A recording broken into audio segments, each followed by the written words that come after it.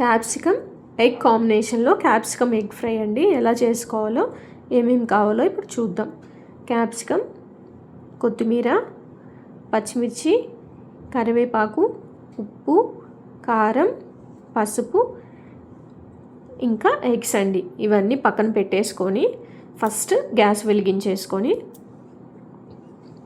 ఒక కళాయి పెట్టుకొని ఒక 2 టీ స్పూన్లు ఆయిల్ వేసుకోండి. ఆయిల్ హీట్ అయిన తర్వాత మనం ముందుగా కట్ చేసి పెట్టుకున్న పచ్చిమిర్చి వేసుకోండి. అవి పచ్చిమిర్చి చీలికల్లా కట్ చేసుకోండి, ఎందుకంటే కొంచెం మనకి త్వరగా ఫ్రై అయిపోతాయి. అలా మంచిగా ఫ్రై చేసుకున్న తర్వాత మనం కట్ చేసుకున్న క్యాప్సికమ్ కూడా అందులో వేసుకోండి.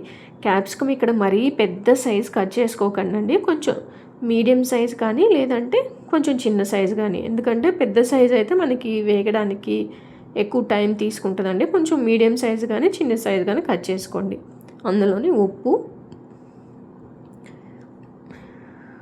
ఇంకా పసుపు వేసుకొని మంచిగా వేపుకోండి. మరి ఇక్కడ మనకి డీప్ ఫ్రై అవసరం లేదండి, నేను చూపిస్తాను.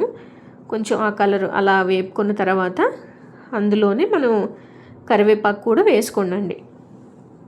కరివేపాకు వేసుకొని కరివేపాకు కూడా కొంచెం వేగనివ్వండి. వేగిన తర్వాత ఎగ్స్ అండి, ఇక్కడ మీకు ఎన్ని ఎగ్స్ కావాలంటే అన్ని ఎగ్స్ వేసేసుకోండి.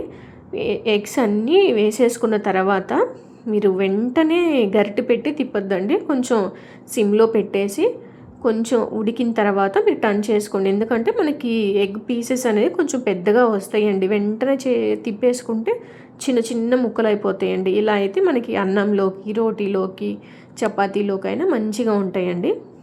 అలా కొంచెం పెద్ద పీసెస్ వచ్చే వరకు తర్వాత వేపుకొని అందులో మీ స్పైసీకి తగ్గట్లు కారం అండి, ఎందుకంటే ఆల్రెడీ మనం పచ్చిమిర్చి వేసుకున్నాం కాబట్టి కొంచెం చూసుకొని కారం వేసుకోండి.